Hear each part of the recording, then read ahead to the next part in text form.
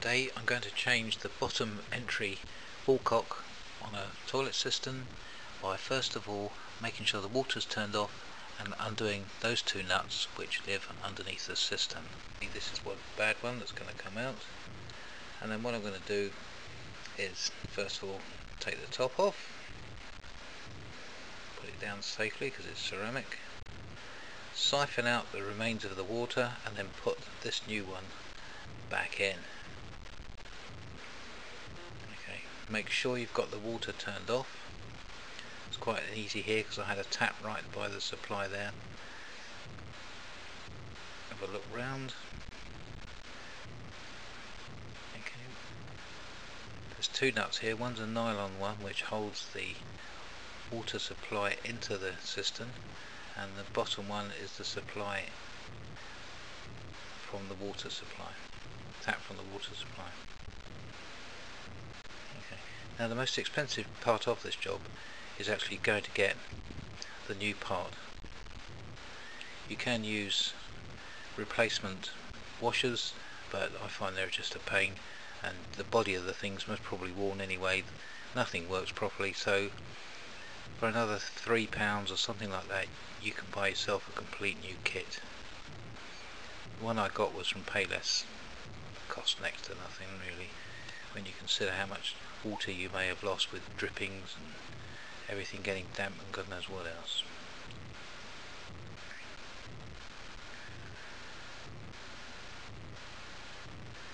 As you can see, it's quite a long thread. Just make sure that all the water's out, something underneath. Give it a little wiggle, that's it. Take the old one out.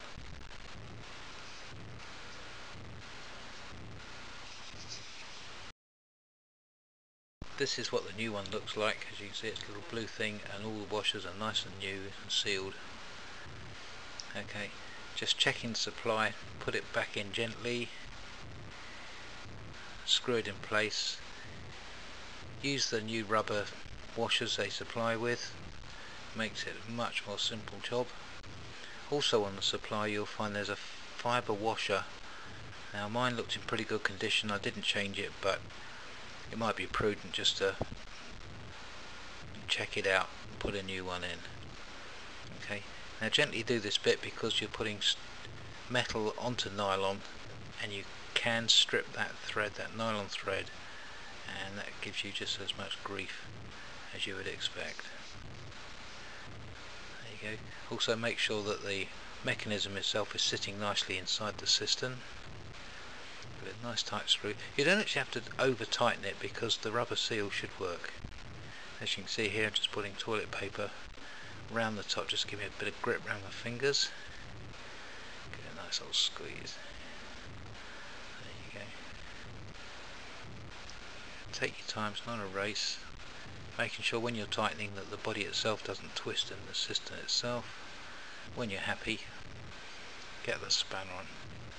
Now these things I buy, this spanner I've bought on mail order, it's really good, it's spring loaded and fits all sorts of sizes. Ideal for this job, so you just need the one spanner. So you just tighten it firmly tight.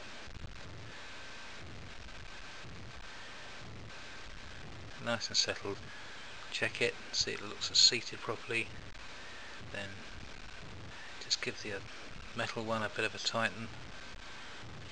Not too over tighten it, remember it is nylon that you're tightening onto. Now making sure that's nice and tight, you can then fill the cistern and then make adjustments within the cistern. There's two parts, there's this one here which I think just stops the thing wobbling around as kind of a damper, and then this bit adjusts where the water's going to pour, so you don't want it splashing everywhere, and there's just checking the float level there. I've made that quite low, again just checking where the water's going or not going. Put a bit of toilet paper under there just to make sure.